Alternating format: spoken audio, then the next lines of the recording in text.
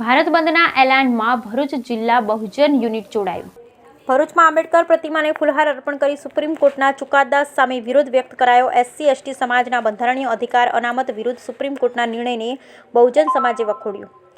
Supreme કોર્ટના SC/ST સમાજના બંધારણીય અધિકાર અનામતના નિર્ણય સામે સમગ્ર ગુજરાતમાં આજે બંધના એલાન જાહેર કરતા ભરૂચ જિલ્લા બહુજન સમાજ યુનિટ દ્વારા પણ સ્ટેશન નજીક આંબેડકરની પ્રતિમા પાસે લોકોએ એકત્ર થઈ આંબેડકરને ફૂલહાર પણ કરી સુપ્રીમ કોર્ટના ચુકાદા સામે વિરોધ વ્યક્ત કરી ચુકાદાને રદ કરવાની માંગ કરી।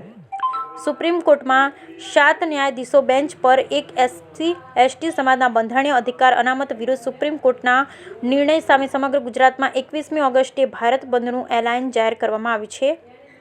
ભરૂચ જિલ્લામાં પણ બહુજન સમાજના લોકો એકત્ર થયા હતા અને સુપ્રીમ કોર્ટના ચુકાદા સામે ભારે સૂત્રોચ્ચાર સાથે વિરોધ વ્યક્ત કરી આંબેડકરને ફૂલહાર અર્પણ કરી સુપ્રીમ કોર્ટના નિર્ણયને પરત ખેંચવાની માંગ કરી હતી। સુપ્રીમ કોર્ટના નિર્ણય રદ કરવામાં નહીં આવે તો હજુ ઉગ્ર આંદોલન થશે તેવી શક્યતાઓના એંધાણ પણ વર્તાઈ રહ્યા છે। Bureau report Viral Gohil, Bharuch. જય સંવિધાન। જે હાલના તબક્કે સુપ્રીમ કોર્ટે જે ચુકાદો આપેલ છે એને પહેલાં તો અમે સર્વે SC/ST OBC સમાજ વખોડી કાઢીએ છીએ સખત શબ્દોમાં। અને આજરોજ સમગ્ર ભારતમાં જ્યારે બંધનું એલાન આપ્યું છે ત્યારે અમે ભરૂચ જિલ્લા બહુજન સમાજ, આદિવાસી સમાજ, SC/ST OBC સમાજ, વનકર સમાજ તથા અન્ય સમાજો દ્વારા જે પ્રમાણે અમારું વિરુદ્ધમાં જે સુપ્રીમ કોર્ટે જે જજમેન્ટ આપેલું છે એને પાછું ખેંચવા માટેનું અમે આહવાન આપીએ છીએ। આ તાનાશાહી સરકારને પણ કહેવા માંગીએ છીએ કે જ્યારે અમારી એની પર તમે જે પ્રમાણેના જે હુકમો કરો છો ત્યારે અમારો સમાજ ખરેખર ડૂબાય છે।